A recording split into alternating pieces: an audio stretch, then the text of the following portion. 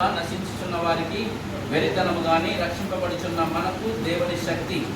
ఇందు విషయమై జ్ఞానుల జ్ఞానమును నాశనము చేతును, వివేకుల వివేకమును శూన్యపడుతును అని రాయబడి ఉన్నది. జ్ఞాని ఏమాయను, శాస్త్రి ఏమాయను, ఈ లోకపు తర్కవాది ఏమాయను. ఈ లోకపు జ్ఞానము దేవుడు వెరితనముగా చేసి ఉన్నాడు కదా. దేవుని జ్ఞానానుసారముగా లోకము తన జ్ఞానము చేత దేవునిని ఎరగకుండినందున సువార్త ప్రకటనను వెరితనము చేత నమ్మువారిని రక్షించుటకు దేవుని దయాపూర్వక సంకల్పమాయను. యూదులు సూచక క్రియలు చేయమని అడుగుచున్నారు, గ్రీకు దేశస్థులు జ్ఞానము వెతుకుచున్నారు. అయితే మేము సిలువ వేయబడిన క్రీస్తును ప్రకటించుచున్నాము. ఆయన యూదులకు ఆటంకముగాను అన్ని జనులకు వెరితనముగాను ఉన్నాడు. కానీ యూదులకేమి గ్రీకు దేశస్థులకేమి పిలువబడిన వారికే క్రీస్తు దేవుని శక్తియు దేవుని జ్ఞానమునై ఉన్నాడు. దేవుని వెరితనము మనుషుల జ్ఞానము కంటే జ్ఞానము గలది, దేవుని బలహీనత మనుషుల బలము కంటే బలమైనది. ఈ వచనాలు మనం చదువుకుంటూ మనం అక్కడ వచ్చిన విషయాలు ఏంటంటే, అక్కడ అయితే మేము సిలువ వేయబడిన క్రీస్తును ప్రకటిస్తున్నాం. 24 అంటున్నాడు, యూదులకు ఆటంకంగాను అన్ని జనులకు వెరితనంగాను ఉన్నాడంట. ఎవరు? యేసు ప్రభువు. లేదంటే ఆయన సిలువ ఎలా కనబడుతుందంటే యూదులకు వెరితనంగాను, లేదంటే యూదులకు ఎలా ఉందంట, అక్కడ చెప్తున్న మాట యూదులకు ఆటంకంగా ఉందంట, అన్ని జనులకు వెరితనంగా ఉంది అని చెప్తా ఉన్నాడు. అంటే యూదులు ఏమనుకుంటున్నారంటే, యూదులు మెస్సైని ఎలా చూస్తా ఉన్నారంటే ఆయన రాజ్య పరిపాలన చేసేవాడిగా చూస్తా ఉన్నాడు. వాళ్ళు ఈ రాజ్యం పరిపాలన చేయట్లేదు, ప్లస్ ఈయనందరూ కూడా ఏం చేస్తున్నాడు, పరిపాలన ఎవరిని చేయట్లేదు, అందరినీ క్షమిస్తా ఉన్నాడు, అందరినీ సాత్వికంగా చూస్తా ఉన్నాడు, అందరితో ప్రేమతో ఉంటున్నాడు. ఈ రాజు ఏంటి మాకు అనుకున్నాడు. మరి యోహాను కూడా, బాప్తిస్మిచ్చి యోహాను కూడా ఒక సమయంలో యేసు ప్రభువుని అంటాడు, మేము నువ్వే నా మెస్సైవి, మేము ఎవరి కోసమైనా ఎదురు చూడాలా అని అడుగుతాడు తన జైల్లో ఉన్నాం. అంటే అప్పుడు కూడా ప్రభువు ఇంకా నువ్వు సందేహించాల్సిన పని లేదు అనేసి ప్రభుత్వ వర్తమానాన్ని పంపుతాడు.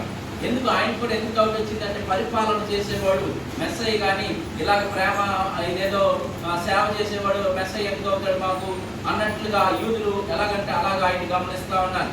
యూదులు అనుకుంటున్నారు మాకు రోమా గవర్నమెంట్ నుంచి మమ్మల్ని విడుదల చేసి మమ్మల్ని పాలించేవాడు మెస్సయ్య అని వాళ్ళు ఒక అభిప్రాయాన్ని కలిగి ఉన్నారు. కానీ ఇక్కడ వచ్చిన మెస్సయ్య ఏం చేస్తున్నాడంటే, గాడిద పిల్ల మీద ఎక్కువ వచ్చి సాత్వికంగా వచ్చి అందరికీ సేవ చేస్తా ఉన్న మెస్సయ్య చూసినప్పుడు వాళ్ళందరికీ ఎలాగుందంటే ఆటంకకరంగా ఉంది. వాళ్ళందరికీ ఎలాగుందండి? ఆటంకంగా ఉంది. యూదులకి ఎలా ఉన్నాడంటే ఆయన ఆటంకంగాను అన్న పదాన్ని మనం ఆలోచన చేస్తే ఎంత చెప్పుకోవాల్సి వచ్చింది.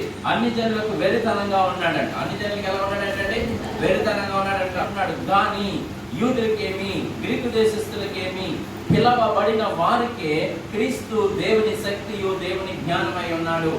దేవుడు ఎలాగంటే ఎవరికంటే అంటే అందరికీ కాదు, పిలవబడిన వారికి మాత్రమే ఆయన దేవుని జ్ఞానమును దేవుని శక్తి అయి ఉన్నాడు. ఇప్పుడు పిలిచిన మనకే ఆయన అర్థమవుతాడు, కానీ పిలవబడినవాడికి ఏం అర్థమవుతాడు? అర్థం కాడు. ఆయన పిలిచి ఎవరైతే పిలవబడ్డారో చాలాసార్లు పిలుస్తూ ఉన్నప్పుడు వాళ్ళు వచ్చి అంటాడు, ఒక యవనస్తుడు వచ్చి అంటాడు, నేను నిత్య జీవనం పొందాలంటే ఏం చేయాలి అంటాడు. అంటే తన దగ్గర అన్ని మంచి క్వాలిటీస్ ఉన్నాయి, మంచి పనులు ఉన్నాయి. ఆయన చెప్తే ఇప్పుడు అనాథాశ్రయం కూడా పెట్టేస్తాడు అన్నమాట. యేసు ప్రభు చెప్తే అనాథాశ్రయాన్ని కూడా కొన్ని కోట్లు ఖర్చు పెట్టి కట్టేయగల సామర్థ్యం కలిగినాడు ఆ యవనస్తుడు దగ్గరికి ప్రభు దగ్గరికి వచ్చి అన్నాడు, నిత్య జీవనం పొందాలంటే నేనేం చేయాలి అంటే, నువ్వు ఈ చెయ్యి అంటే ప్రభు అంటే ఇవన్నీ నా బాల్యం నుండి నేను చేస్తున్నాను అంటాడు. బాల్యం నుండి చేస్తున్నానంటే లాస్ట్కి వచ్చేటప్పుడు ప్రభున ఆస్తి పేదలకు పంచిపెట్టి నన్ను వెంబడించు అంటాడు. అక్కడ ఏమని రాసిందంటే, ఆ యవనస్తుడంట చింత నుండి వెళ్ళిపోయాడు. ఏదైనా దేవుడు చెప్తే నిత్యజీవం కోసం ఒక ఆశ్రయం కట్టమంటే కట్టేస్తాను నేను, లేదా ఇంకో పేదలకు పంచిపెట్టి నువ్వు నన్ను వెంబడించు అన్నాడు. దాని అర్థం ఏంటంటే, నేనే నీకు ప్రభువుగా ఉండాలి, నీ ధనం నీకు ప్రభువు కాదు, నీ ఆస్తిపాస్తులు నీకు ఇది కాదు, నీ అధికారం నీది కాదు, అన్నిటికీ నేనై ఉండాలి నీకు. అలాగైతే నువ్వు నాకు కదా అంటే ఆ వ్యసన పడి తను వెళ్ళిపోయినట్టు మనకు వాక్యం సెలవిస్తూ ఉంటుంది. ఇక్కడ చెప్తా ఉన్నాడు, చాలా మంది మాత్రమే పిలవబడిన వాళ్ళు మాత్రమే ప్రభు దగ్గర ఉన్నారు. పిలవలేని వాళ్ళు మాత్రం అది వాక్యము లేదా సువార్త అర్థం కాని పరిస్థితిలో ఉన్నారు. సువార్త ఎలా ఉందండి? అర్థం కాని పరిస్థితిలో ఉంది.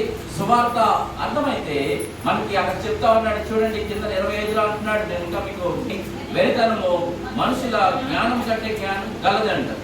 అంటే ఏంటంటే దేవుడు వెరితనం అంట. ఏమని రాశాడు? మరి ఎలాగనేసాడు చూడండి, దేవుని వెరితనం. ఇప్పుడు దేవుని మనుషుల జ్ఞానం కంటే జ్ఞానం కలది. దేవుని వెరితనం మనుషుల జ్ఞానం కంటే జ్ఞానం. ఇప్పుడు అదే అసలు అది సువార్త అనే ముందు మనం చదవండి.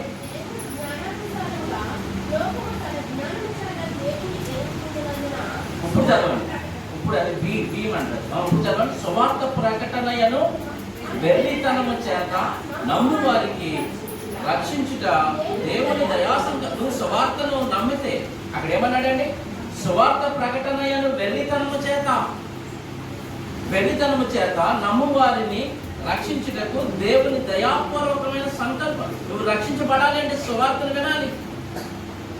అంటే సువార్త అక్కడ అన్నాడు కదా, సువార్త ప్రకటన వెరితనము చేత. అది మనం అలా చేసుకుంటా వెళ్ళేది, అది మనకి ఇతరులకు వెరితనంగా కనబడుతుంది. ఆ వెరితనాన్ని దేవుడు దయా సంకల్పం చెప్పున అంటే కొంతమందిని ఏం చేసేటంటండి, ఆయన పిలుచుకున్నాడు. చూడండి అక్కడ ఏమన్నాడు? దయా సంకల్పమాయను. ఆ వెరితనమే దేవునికి దయా సంకల్పమాయను అన్నాడు. 25లో అంటున్నాడు, దేవుని వెరితనము మనుషుల జ్ఞానము కంటే జ్ఞానము కలది, దేవుని బలహీనత మనుషుల బలము కంటే బలము. 2 పదాలు వాడాడు. దేవుని వెరితనము, దేవుని బలహీనత. దేవుడు బలహీనుడండి? దేవుడు వెర్రాడా? దేవుడికి ఏం జ్ఞానం లేదా అంటే ఈ లోకంలో ఉన్న డిగ్రీస్, ఈ లోకంలో ఉన్న మేము ఇంజనీర్, ఫిలాసఫీ, మేము అది ఇది అనుకునే ఆ జ్ఞానం వెరితనంగా కనబడుతుంది. దేవుని బలము బలహీనంగా కనబడతా ఉంది వాళ్ళకి. కానీ నిజంగా రక్షించబడుతున్న మనకు అది దేవుని శక్తియు, అది దేవుని జ్ఞానమునై ఉన్నది. మనం రక్షించబడతా ఉన్నాం. అనుదినము, అనుక్షణము, ఆ 1 మినిట్, ప్రతి మినిట్ మనం దేవుని చేత రక్షించబడతా ఉన్నాం. ఆ విషయాలు వాళ్ళకి అర్థం కాక వాళ్ళకి డబ్బు ఉంటే చాలు, మేము ఏమైనా చేసేయచ్చు, మాకు బోల్డంత ఆస్తుంది. ఇప్పుడు ఆ యవనస్తుడు ఏమన్నాడు? అన్నీ ఉన్నాయి, నేను నిత్యజీవం పొందుకోవాలంటే ఏం చేయాలి అన్నాడు. అంటే దేవుడు అన్నాడు, నీకున్నదంతా ఇచ్చేసి నన్ను వెంబడించు. నీకు ఎంత డబ్బు ఉంది, డబ్బు లేదు అన్నది కాదు ముఖ్యం. ఆయన డబ్బు ఉన్న వాళ్ళని పిలిచాడు, డబ్బు లేని వాళ్ళని పిలిచాడు. అందరూ కావాలి ఆయనకి. ఏ మాత్రం తేడా లేదు. ఆ విషయాలు గతంలో మనకి అయిపోయాయి.